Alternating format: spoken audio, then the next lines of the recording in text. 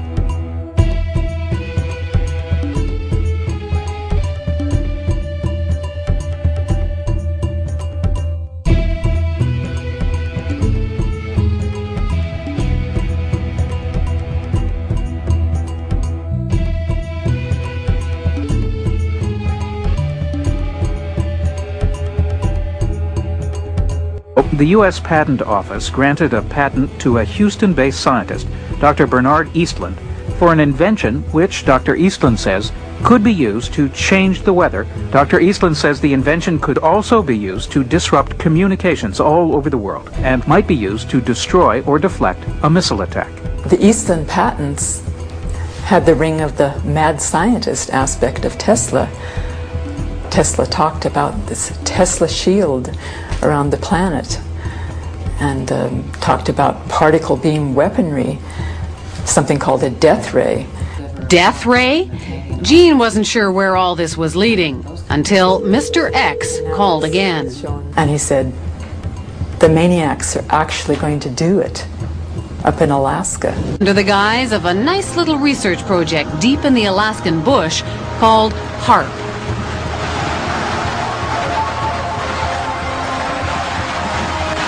The basic concept is to build a very large antenna, then to utilize a large amount of power and to beam those radio waves up into the upper atmosphere. Have you approached the Pentagon with this invention? Yes, and what I'm not at liberty to tell you is the details of what that interaction has been. The word spread through the Alaskan bush, and soon a band of suspicious Alaskans set out to warn people about what they saw as the U.S. military's secret agenda. HARP is a non-classified project run not by Bernard Eastland, but by the U.S. Army and Navy.